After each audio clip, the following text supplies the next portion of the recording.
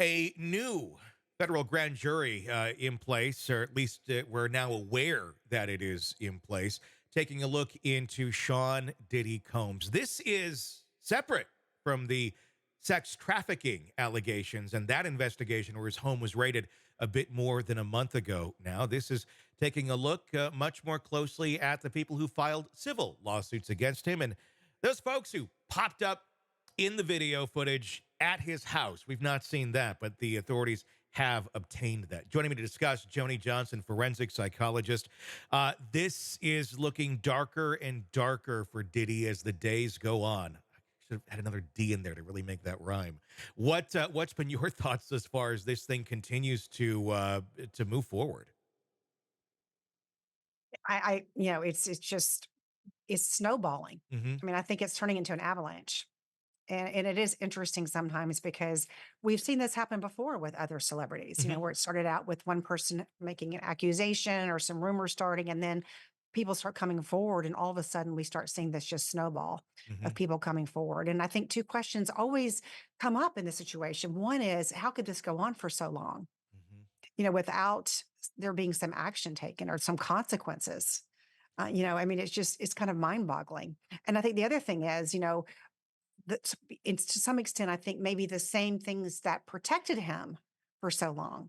This public Hmm. image, the fame, I mean, all those things that happen. I think once that avalanche starts, Hmm. I think, eh, you know, the public turns. I mean, I Yeah. think, there's a backlash that happens because there's such outrage, when you start seeing those things that surface. And how much do you believe that outrage will continue to compel potential victims here, or alleged victims of Diddy, to start coming forward, who may have in the past been very reluctant to, just because they wanted to continue on with their lives and not have to keep reliving these alleged nightmares over and over again?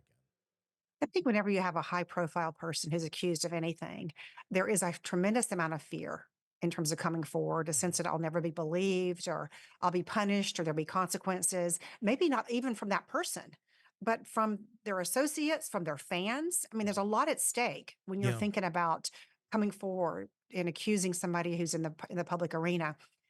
I think once there's a support. Hmm. I think a person starts feeling that the tide is turning, that somebody else has kind of taken that first step to do that. I think that it provides a huge amount of safety, or for other people to come forward and say this happened to me too.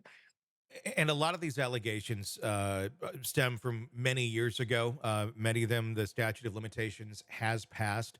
When the grand jury hears the testimony that some of these folks are going to be in for giving at some time soon, what kind of evidence are they going to be looking for? What kind of information are they going to be able to gather that's going to paint a clearer picture, or maybe able to paint a clearer picture with some absolute, finite, direction here of, yeah, it looks like he was doing these things. You don't have it necessarily on camera. It didn't just happen a month ago, but consistency wise. Yeah, I think, if you're thinking about being on a jury, what would you be looking for? You're going to be looking for um, consistency among stories. You're going to be looking at what are the other possible motivations for people to come forward. In other words, do people have secondary gain issues that they're trying to get? You're going to be looking at how credible that person is. That, of course, comes into play when we're talking about, are there any other motives? Is there any other kind of video evidence? Hmm. So you're going to be looking at corroboration. You're going to be looking at consistency of stories. You're going to be looking at a pattern of conduct. And of course, the more victims you have coming forward, you see that pattern of conduct. Hmm. Are the stories pretty similar? So I think they're going to be looking at all those things and evaluating, did this person do these things? What is the evidence? Who are the people speaking for? How credible are they? The other thing that I would be looking for too is, these victims, they may not have come forward publicly, Hmm. but most people who experience some kind of traumatic experience, they tell somebody. Hmm. They tell, it could be a friend, Yeah. it could be a minister, it could be a parent. And I think those stories also can be very, very compelling for the juries to hear that, no, I didn't go to Fox News, or I didn't go to the police, but here are other people that I did tell who can come forward and say, yeah, this person did tell me this. So I think all those things will be important. There's obviously when someone has trauma, if they seek mental health help for it, which I'm going to imagine with the amount of accusations that we've heard against Diddy, I'm hoping several have gone and talked to a psychologist or a psychiatrist or whoever, a counselor, to try and work through some of the trauma that they've gone through. That in itself is going to be interesting. You had mentioned earlier about a friend, a pastor, family member, whoever it may be that they talk to. But when you have someone like that, someone, a doctor, or someone who is taking notes on this in a professional setting, more so than just, hey, your friends testifying that they're agreeing with you that you said these things, can that be even more powerful in a case like this if they were to say, hey, go talk to my psychologist? It's in the notes showing on this date I talked about this then. 100%, because not only can that therapist talk about the fact that this happened, they're going to have documented details Hmm. about what their client said during that time, and they're also going to be able to speak to the trauma Hmm. and the impact that they witnessed in their client as related to these sexual misconduct. So that could be a very, very powerful testimony.